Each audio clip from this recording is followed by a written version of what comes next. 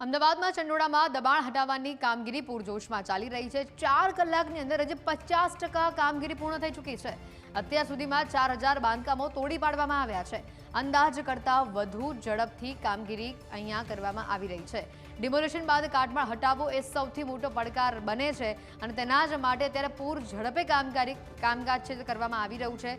બાંધકામો તોડી પાડવામાં આવી રહ્યા છે। કાટમાળ હટાવ્યા બાદ 7 અલગ અલગ તબક્કાની અંદર ચંડોળા તળાવને ડેવલપ કરવામાં આવશે। સૌપ્રથમ ચંડોળા તળાવને ઊંડું કરી પાણીથી ભરવામાં આવશે। ત્યારબાદ વોકવે, પ્લેગ્રાઉન્ડ, રેલિંગ, મનોરંજન પ્રવૃત્તિ ઊભી કરવામાં આવશે। આ સરકારી ચોપડે ચંડોળા તળાવનો જે વિસ્તાર છે તે 11 લાખ ચોરસ મીટરનો છે અને જેમાંથી અમદાવાદમાં ચંડોળા તળાવના ઓપરેશન ક્લીન પાર્ટ 2માં 3000 પોલીસ કર્મીઓ, એસઆરપીની 25 ટીમ જ્યારે તૈનાત છે। પહેલા ફેઝમાં 1.5 લાખ ચોરસ મીટરની જગ્યા પરથી દબાણ દૂર કરવામાં આવ્યું હતું, જ્યારે બીજા ફેઝમાં 2.5 લાખ ચોરસ મીટરની જગ્યા પરથી દબાણ દૂર કરવામાં આવ્યું છે। આ કામગીરીમાં 35 હિતાચી મશીન, 15 જેસીબી મશીનોનો ઉપયોગ કરવામાં આવી રહ્યો છે। એએમસીના 7 ઝોનની એસ્ટેટ ટીમ પણ આ કામગીરીમાં હાજર છે। એક ઝોન દીઠ 5 હિટાચી અને 2 જેસીબી મશીન ફાળવવામાં આવ્યા છે। આ ઉપરાંત અસરગ્રસ્તોને ખસેડવા માટે એએમટીએસની વ્યવસ્થા પણ કરવામાં આવી છે। ફાયરની 2 ટીમો અને એમરજન્સી મેડિકલની 4 ટીમ પણ અત્યારે સ્થળ ઉપર મોજૂદ છે। ઝોન અનુસાર કેમેરાની ટીમ પણ અત્યારે ત્યાં હાજર છે। આ સાથે જ કાટમાળ હટાવવાનું કામ જે છે તે શરૂ થોડા જ સમયની અંદર થઈ જશે। કાટમાળ હટાવવાની સાથે જ બાઉન્ડ્રી બનાવવામાં આવશે। અત્યારે સમગ્ર કામગીરી 4 દિવસમાં પૂર્ણ કરવાનું આયોજન છે। ફેઝ 2માં ગેરકાયદેસર બાંધકામ કરનારા મોટાભાગના લોકોએ પલાયન કર્યું છે। મોટાભાગના લોકોએ જાતે જ જગ્યા ખાલી કરી નાખી છે। ગેરકાયદેસર બાંધકામ હટાવવાનું કાર્ય 2 થી 3 દિવસ સુધી વધારે ચાલે તેવી શક્યતાઓ વ્યક્ત કરવામાં આવી રહી છે। અહીંયાથી જનારા લોકો માટે એએમસી મકાનો ફાળવશે તેવી વાત પણ સામે આવી છે। ઉલ્લેખનીય છે કે અત્યાર સુધીમાં 200થી વધુ લોકો ડિપોર્ટ કરવામાં આવ્યા છે, જ્યારે આ વર્ષમાં 250 બાંગ્લાદેશીઓ પકડાયા છે, જેમાંથી 207 લોકો તો ચંડોળા તળાવમાંથી ઝડપાયા છે।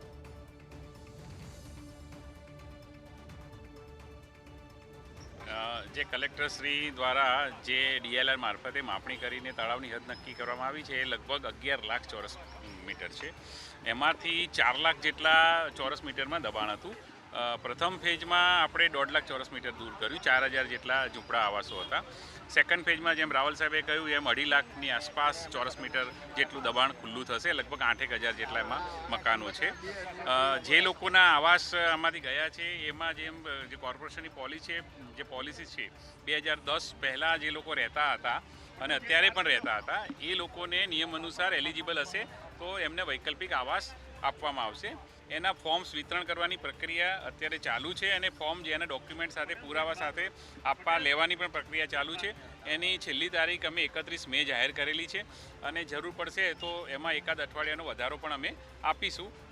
પરંતુ વાત એ છે કે જે લોકો 2010 પહેલાંના હતા એ લોકોમાંથી એલિજિબલ હશે એમને આવાસો મળશે। આજે સવારે 7 વાગ્યાથી બધું કામ અમે શરૂ કર્યું છે। સાથે સાથ ઝોનના જે બધા જે અધિકારીઓ હતા એ લોકો હાજર થઈ અને પોતપોતાની કામગીરી શરૂ કરી। આમ 3-4 દિવસનું આયોજન છે। ટોટલ 35 જે છે હિટાચી છે અને 15 જેટલા જેસીબી છે અને 7 ઝોનની ટીમ, ટોટલ 50 ટીમો છે। કેટલા દબાણો છે અંદાજિત? 2.50 લાખ ચોરસ મીટર જેટલું છે। ચંડોળા તલાવ में फेज़ 2ના ડિમોલિશનની કાર્યવાહી ચાલી રહી છે। આપણી પાસે પૂરતા ફોર્સ છે અને કોઈ એવો ઇસ્યુ અત્યારે આવ્યા નથી। પોતે જ આપણને સામાન લઈ જઈ રહ્યા છે અને સહકાર પણ આપી રહ્યા છે। એટલે અપેક્ષા છે કે આજે મોટા ભાગે ડિમોલિશન પૂરું થઈ જશે, આવતીકાલે 2-3 દિવસમાં પૂરું થઈ જશે। એ રીતેના એએમસીના કામ ચાલી રહ્યો છે અને જોઈને તો મોટા ભાગે તો 80% તો આજે જ પતી જવાના છે।